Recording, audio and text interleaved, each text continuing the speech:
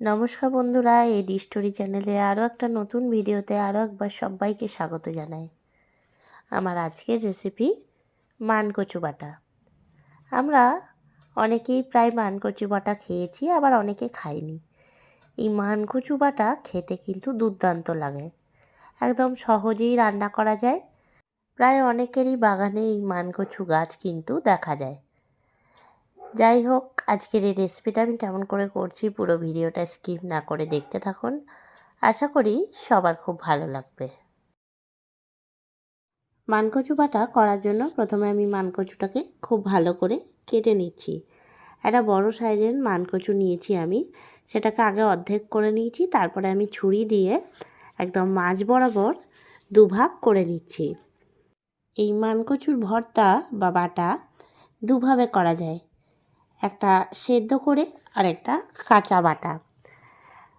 আমি আজকে একদম অন্যরকমভাবে করব। এরপর আমি খোসাটা ছাড়িয়ে নিচ্ছি। বেশ শক্ত বলে কিন্তু আমি বটিতে কেটে নিচ্ছি। একটু বেশি করে খোসাটা কাটতে হবে, মানে শ্বাস রেখে খোসাটাকে কাটতে হবে, এতে করে কিন্তু একটু গলা চুলকাবে না। এরপরে আমি এর থেকে একদম ছোট ছোট করে টুকরো করে নিচ্ছি।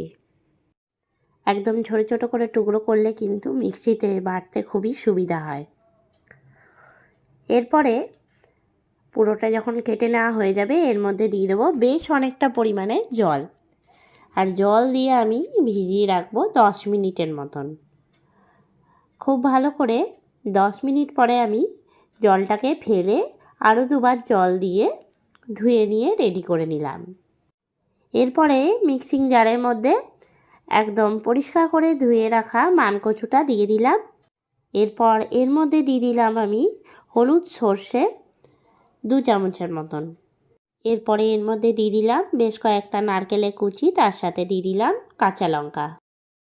এরপর কড়াই চাপিয়ে নিয়েছি, আর কড়াইয়ের মধ্যে দিয়ে দিলাম সর্ষের তেল। তেল এখানে দিলাম আমি 3 চামচের মতন।